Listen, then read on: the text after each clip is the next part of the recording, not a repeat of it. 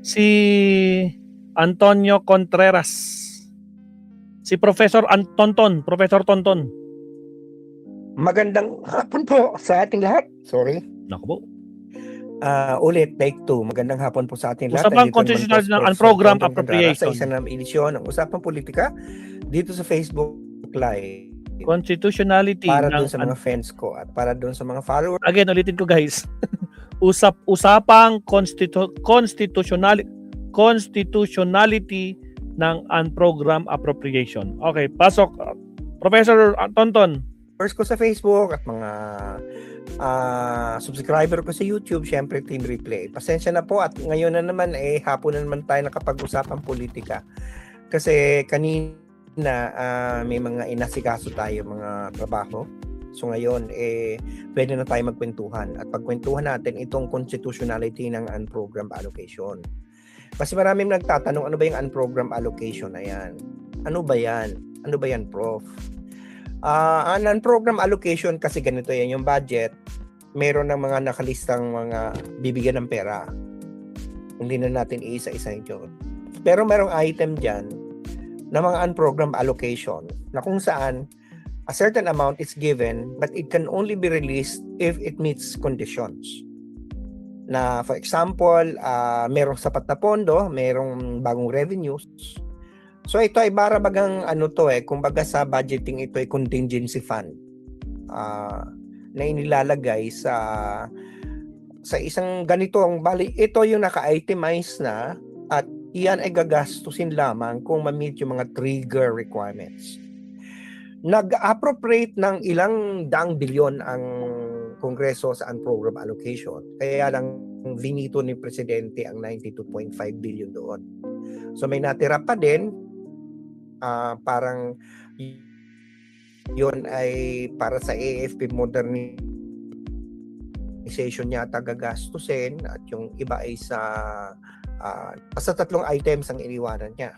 Meron pa rin at mga iba natin sa mga foreign loans. Kasi ganito po yan, pag meron tayong hiniram o kaya may grant na binibigay sa atin ang ibang bansa o ang ibang bangko like World Bank or ADB, hinahanapan tayo ng counterpart. Hindi naman yan basta-basta nagbibigay ng pera sa pagpapatayo ng daan o pagpapatayo ng irrigation. Kailangan meron tayong counterpart kasi wala namang, bibigyan tayo ng ilang bilyon, kailangan meron tayong i-match. So yung matching fund na yan, kailangan tayo may pagkunan yan. So itong budget na ito ay nilalagay dyan kung sakaling meron mga project na ma-approve. Kasi hindi pa naman yan approved ng mga projects nasa pipeline pa lang yan. So kaya may unprogrammed allocation kasi yung pondo na yan ay ilalabas lang, number one, kung may pera na merong revenue. Pangalawa, ay kung may pangangailangan ng isa sa mga halimbawa nito ay yung bibili ng mga armaments para sa modernization ng IFP na parang in the form of an ODA assistance din, or may mga bibigyan na pera sa atin ng mga bangko, mga na international institutions, pero kailangan natin ng matching fund. So, yun ang serbisyo o alokasyon na tinatawag na unprogrammed. Ngayon, may mga nag-aatake ng unprogrammed allocation ay unconstitutional. In fact, sa ngayon, meron ng dalawang kinatawan, member of the House, na nag-file na ng complaint ng unconstitutionality sa Supreme Court. Si Representative Egay Irice at si Representative Laila de Lima. So, gusto kong, hindi ako abogado, pero inaral ko to. Para sa akin, yung mga nag-a-attack ng unprogrammed allocation bilang unconstitutional, sa tingin ko hindi nila lubusang nababasa ng tama ang konstitusyon at wini-weaponize lang nila ang legal jargon for political soundbites. They simply shout that UA are unconstitutional. Tapos bigla na lang nilang sasabihin na it follows. So let us be clear. Ginagamit kasi nila yung Article 6, Section 25, number 4 sa saligang batas. Na parang yun ang number 1 na armas. Kasi ang argumento nila, malinaw daw na sinasabi sa saligang batas na kailangan ang budget mo may pagkukunang pera na talaga. Hindi pwede yung i-erase mo pa lang. So, hindi pwede yung unprogram kasi ang unprogram para sa kanila, wala pang pera. Conditional yan eh. So, Ito ngayon ang nakasulat sa Article 6, Section 25, number 4. Babasahin ko ha. Makinig po tayo. Ito nakalagay. A special appropriations bill shall specify the purpose for which it is intended and shall be supported by funds actually available as certified by the National Treasurer or to be raised by a corresponding revenue proposed therein. So manasalita, ang sinasabi, ang isang special appropriations bill, kailangan sinasabi ano yung tinutukoy. At kailangan meron ng perang available. Or kaya yung mismong bill na yon ang nagtatalaga kung paano i-raise ang pera. So siyempre sa unang basa, bina-violate nito. Ang UA, bina-violate ito. Kasi ang UA, ang program allocation, mangyari lang kapag merong pera na eh.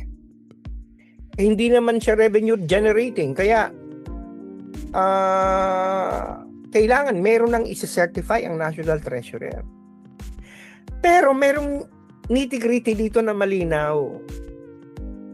Ang nakalagay, Special Appropriations Bill. Ang unprogrammed funds are not a Special Appropriations Bill. Sila po ay bahagi ng General Appropriations Act. At itong General Appropriations Act na to, nag-originate ito sa General Appropriations Bill na nanggaling sa National Expenditure Plan ng gobyerno. So para invoke yung clause na sinasabi na ang tinutukoy ay Special Appropriations Bill. Ano ba yung Special Appropriations Bill? Isang bill lang yun na parang ang tutukuyin mo isang bill lang. Ito, ang Special Appropriations, walang Special Appropriations Bill sapagkat ang unprogrammed allocation, provision siya sa General Appropriations Act. So para sa akin, nililigaw. Walang, yung santabi, sana kay Representative Erice at Representative De Lima, parang hindi yata na tayo nagkakaintindihan dito. Diba? So, hindi ho siya Special Appropriations Bill. Ang coverage po ng Article 6, Section 25, number 4 ay Special Appropriations Bill. Now, sinasabi ng iba, bakit kasi ilalagay yan dyan? Di sana, kung dadating at meron ng pangailangan, saka gumawa ng Special Appropriations Bill. Kunyari, huwag mo munang isama yan sa GAA. Magkailangan ng gumastos para sa pondo, para sa mga foreign assisted projects, saka na tayo magkaroon ng Special Appropriations Bill para dyan. Yun ang gusto nila. Ang problema doon, meron pong limitasyon at constitution dyan. Paano kung walang pera? Diba? Paano kung walang pagkukunan? Ay hindi tayo makakakuha ng pondo mula sa abroad dahil wala tayong pang-match.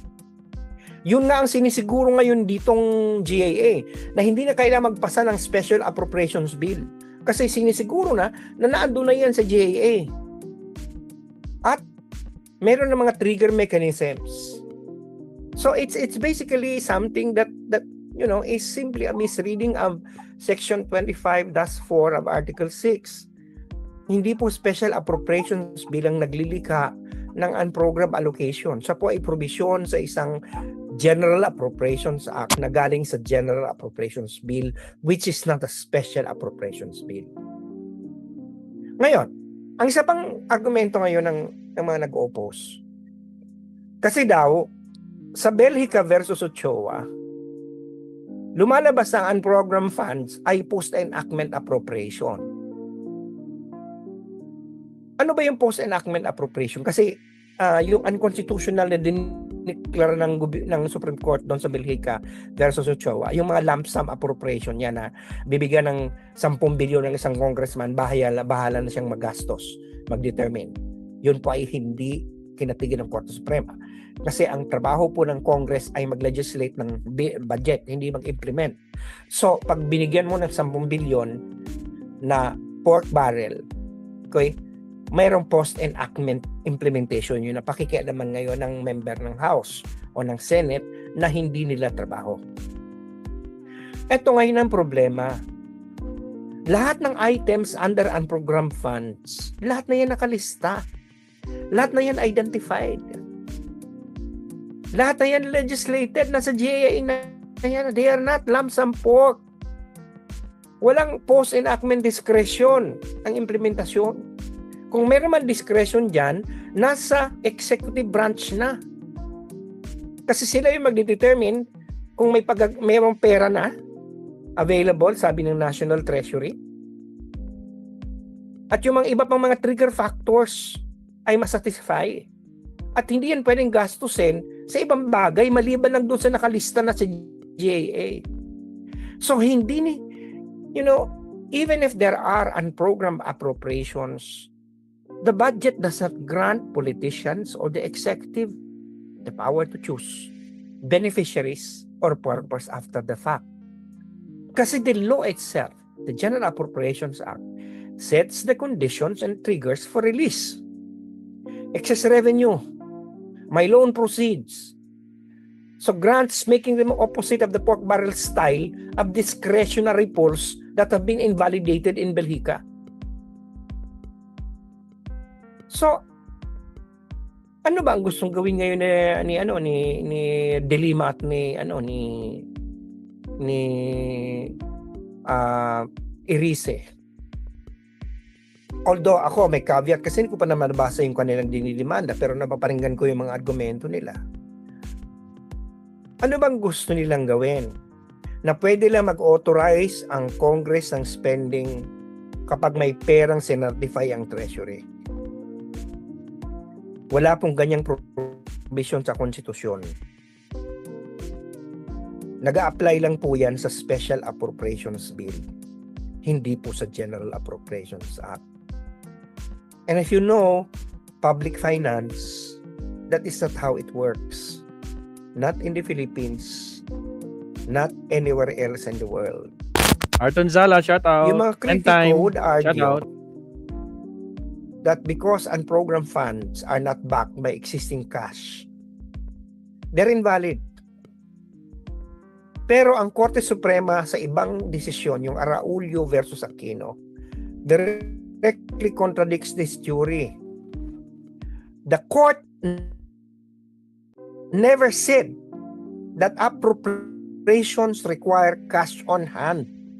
The court ruled as unconstitutional in the disbursement acceleration program was to spend without an appropriation. Yung gagastos ka nang walang inappropriate. Hindi po nila sinabi na mag-appropriate ka lang kung meron ka ng pera. The court did not say that you could not appropriate without immediately available funds.